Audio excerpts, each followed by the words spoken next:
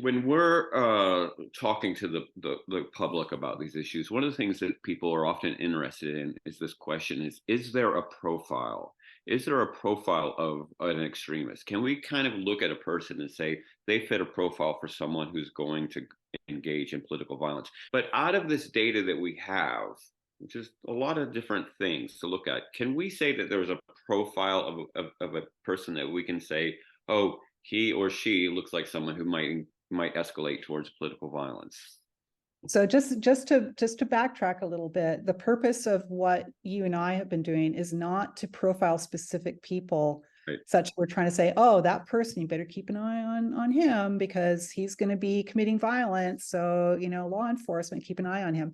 That's not what we're doing. What we're trying to do is we're trying to look at where these people are coming from and who they are. So like what are their personal grievances that may be leading them to this? So you do want to, from a public health perspective, just like if we were talking about a disease, you want to identify the people in your population who might be most susceptible to falling ill with that disease. So if it was COVID or having very negative consequences if they do catch it. So for example, with COVID, it's been shown that people who, for example, are overweight are more likely to be hospitalized with COVID. And so you kind of want to, if somebody is coming in who is showing a lot of risk factors, presenting themselves with a lot of risk factors for having a negative outcome, that may require special attention to addressing the issue.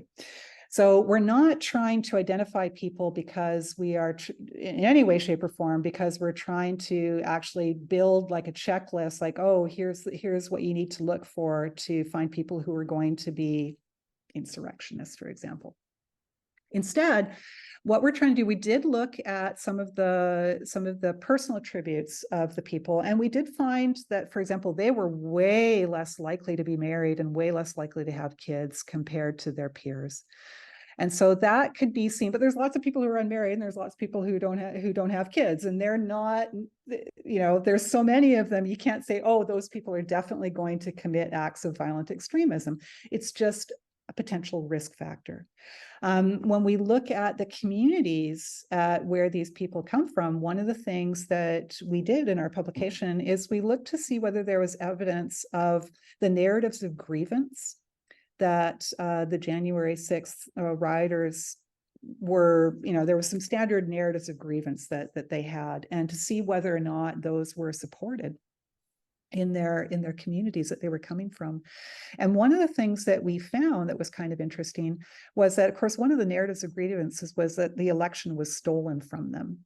And when you look at the Republican vote, the share of the vote that went Republican in 2020, they, perhaps as expected, came from counties that were more likely to vote Republican than the average. But they lost, compared to the share of the vote in 2016, they lost a greater share of the vote compared to 2016. And so from their point of view, they're looking at the vote share in their county, for example, and they expected it to be at least as high as 2016 because they love Trump. And so they expect it to be at least as high as that. Instead, they see it goes down. And so from their perspective, I can see why that left them feeling suspicious that something was stolen from them. So there was some elements of grievance that appeared to be supported in the data, and others that didn't really. When you looked at the counties from where these people came from, one of their narratives of grievance is white replacement. And when we look at the counties that they come from, what we found was that they're majority white counties, much more so than typical county in the US.